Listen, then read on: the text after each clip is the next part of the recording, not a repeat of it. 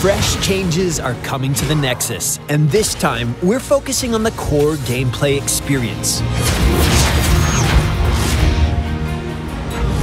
First up is the new camera perspective.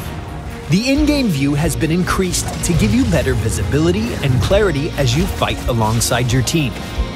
Over time, we've added several heroes with longer attack ranges, and the new perspective helps you follow the action no matter which hero you're playing. We've reworked stealth mechanics to make stealth heroes easier to spot while they're in motion, and completely invisible while standing still. This change will assist with balance on all levels of play, and solidify stealth as a strategic advantage rather than a visual test. Keeps and forts will now reveal stealth heroes if they come within range, but stealth heroes will remain non-targetable and will not appear on the minimap. To support these changes, all stealth heroes have been buffed. Samuro's mirror image ability is now more efficient, allowing players to choose where they want the real Samuro to spawn based on your mouse cursor's position. Additionally, his trait will allow him to switch places with one of his images. The ability has a large cooldown that is greatly decreased by taking his Illusion Master heroic. Nova has increased mobility and stealth, and she can activate her cloak ability to go invisible immediately. Additionally, the overall damage of her Snipe Master ability has been increased, and her clones now deal damage baseline.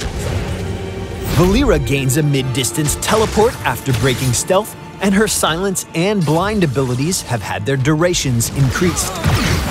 Lastly, Zeratul has a new heroic ability, Might of the Nerazim, which allows him to duplicate the last ability he cast, but for less damage.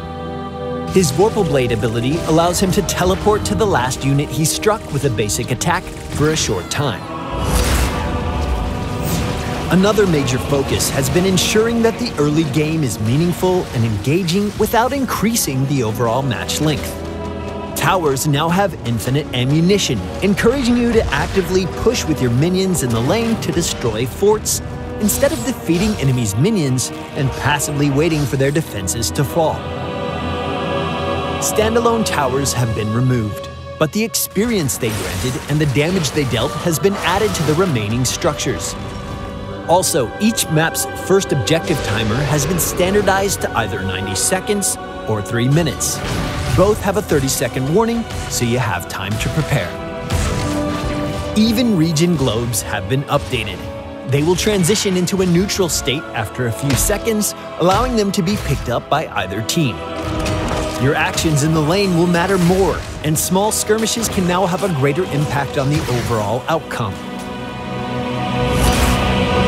Mercenaries now bring more to the fight. For example, casters in a night camp now have an aura that increases the spell armor of units within range. Hellbats reduce the armor of heroes they attack, and heroes will be able to dodge attacks from neutral siege giants. We've continued to optimize our matchmaking system so that it takes your individual performance and contributions into account instead of just tracking victories and defeats. This will further assist with matchmaking accuracy by reviewing your past moments of triumph when assembling your next team. Change is the one constant in the Nexus, and your feedback makes a difference. Comment or subscribe to Heroes of the Storm to send us your thoughts, and we'll see you in the Nexus.